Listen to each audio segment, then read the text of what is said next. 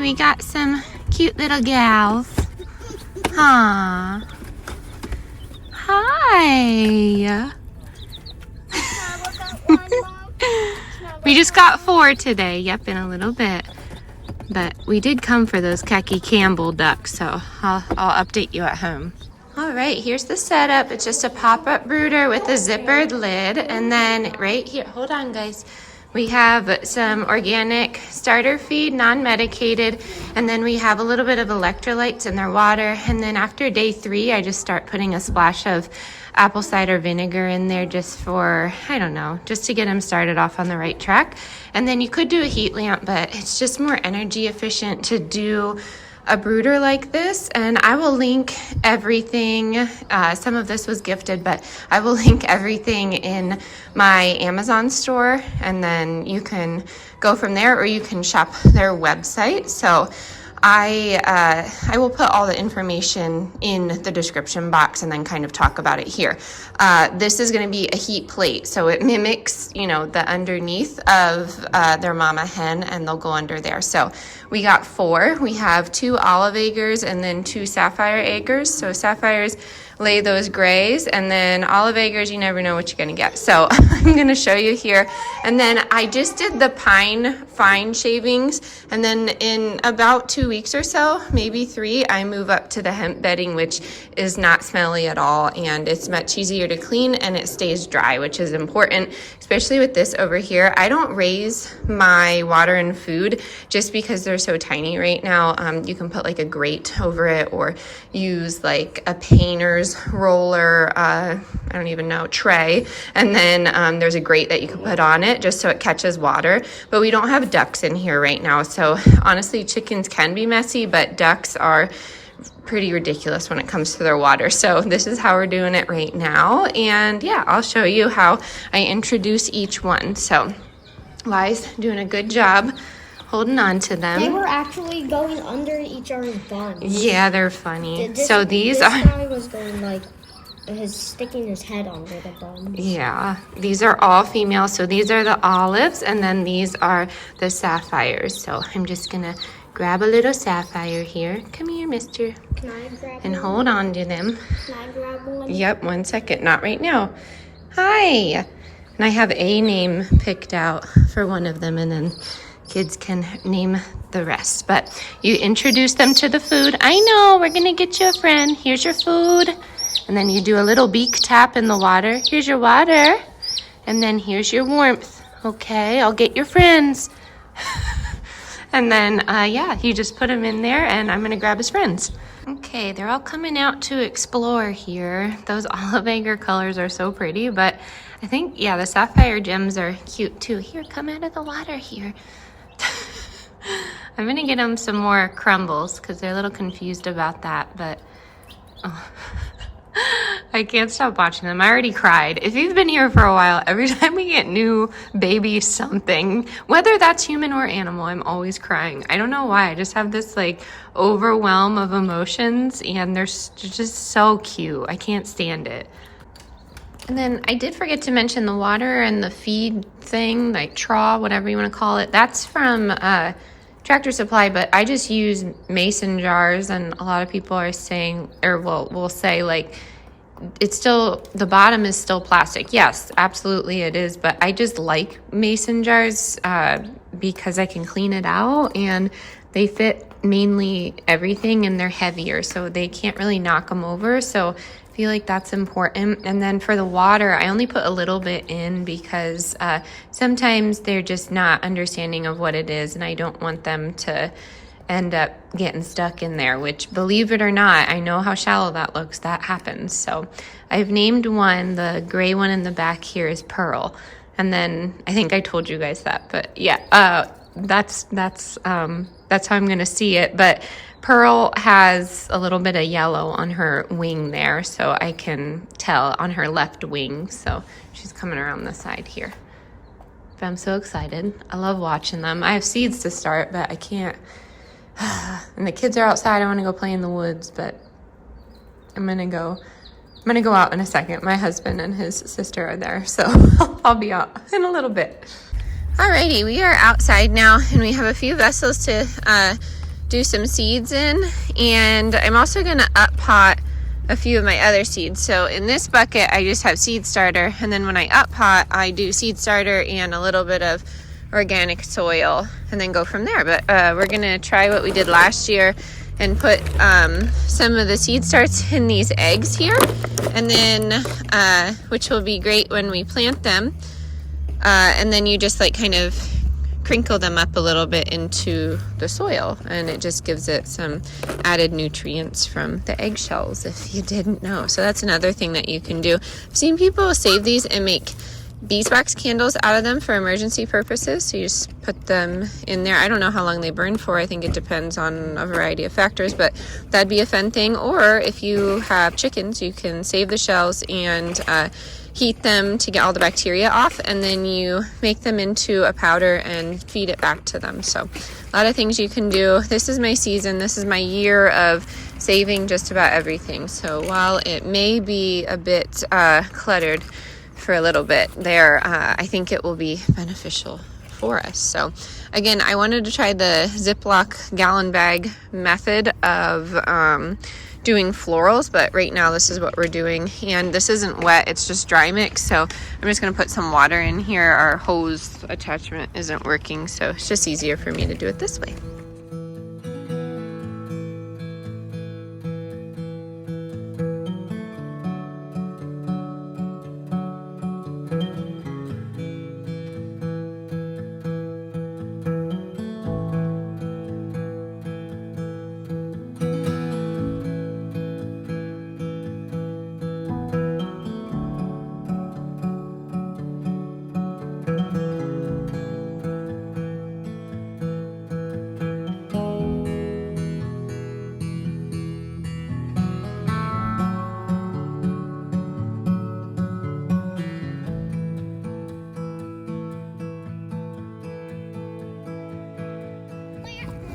Okay, all right, we have moist soil in here. The eggshells are a little trickier if you don't already have moist soil, but that's okay. We have some over here and over here.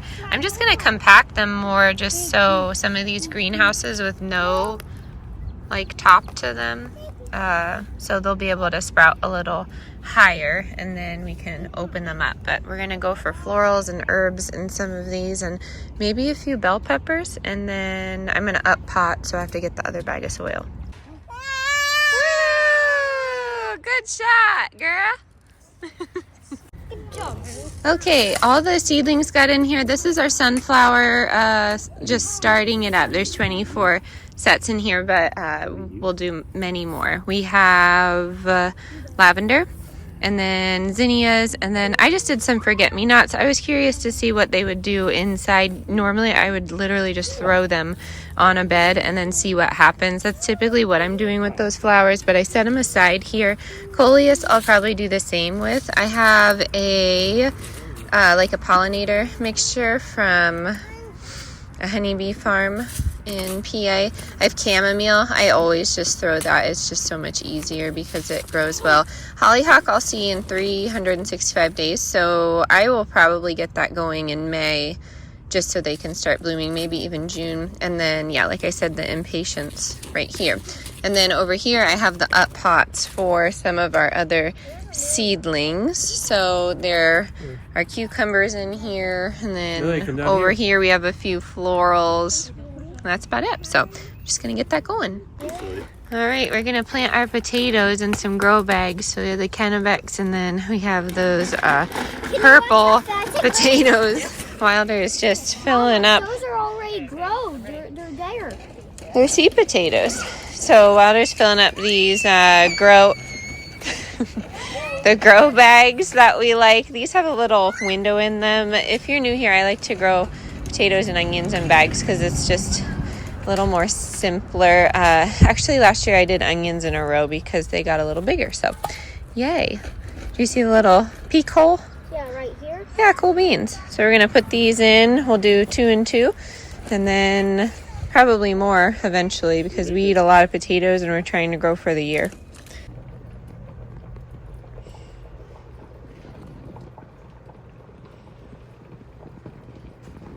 All right, we were in a freeze warning last night, so I brought everybody in, but I probably won't leave them out, to be honest, until those temps get to be a little bit warmer. So I have all the up pots here and then those starters, and then all over the books here. We have a few from yesterday, but our nasturtium started popping up here. So I'd say that was about, I'd say over 10-day germination, maybe even 14 days. And that's typical of my nasturtium. I think it depends on your varieties, but we're doing good, except for some of our specialty like flowers, like the black peonies. And I am excited to announce that I actually did plant some of the black dragon wisteria. And I see it right here. I think it will be really pretty if we go under. Delilah's on a princess hike out there with her rain boots.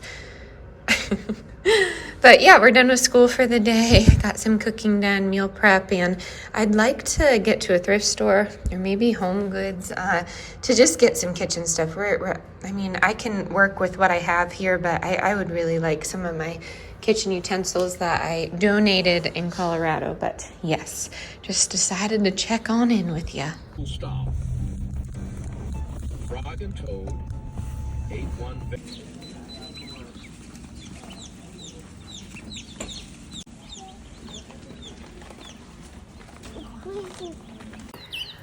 So be careful out there. We kind of stumbled on into Tractor Supply. They had some pecans, so we got two. The khaki Campbells were actually also 75% off, but they were just like 2 weeks ahead of everybody. Honestly, when I'm keeping chicks, I like to keep them the same age group because they tend to be mean.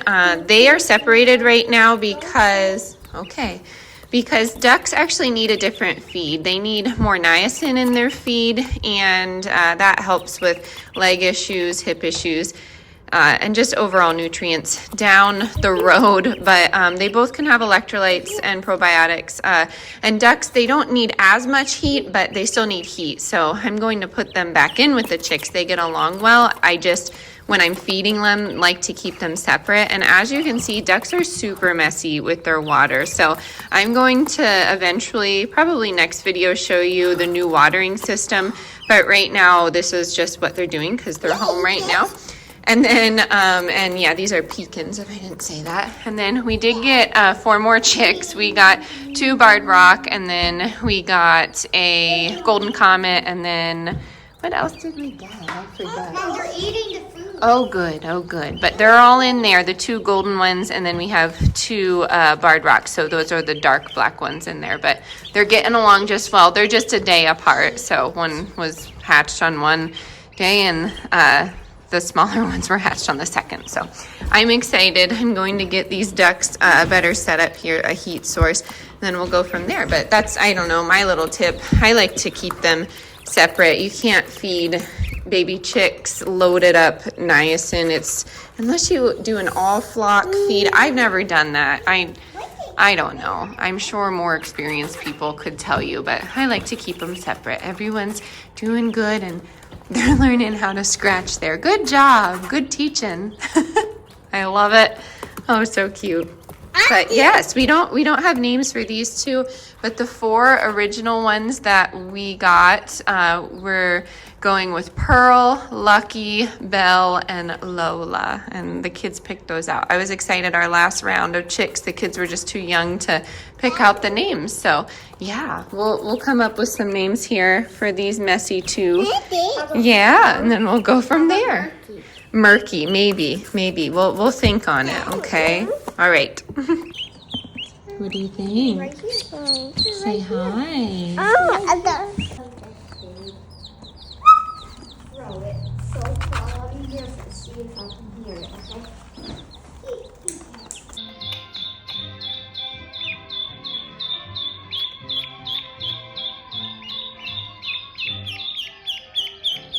Easiest dinner ever. We just did chicken. That's a whole lot of olive oil and butter happening there, and just the water in general. So I just seasoned it, onion powder, chili powder, salt, pepper.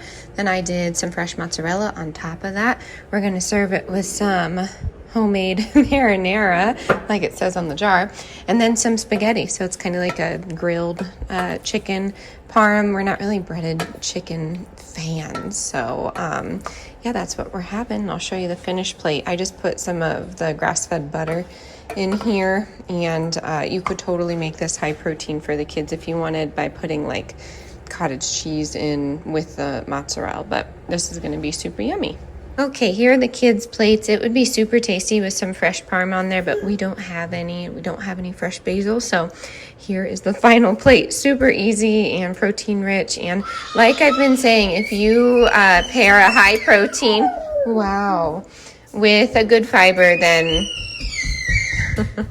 like this unenriched pasta, I think you'll be good.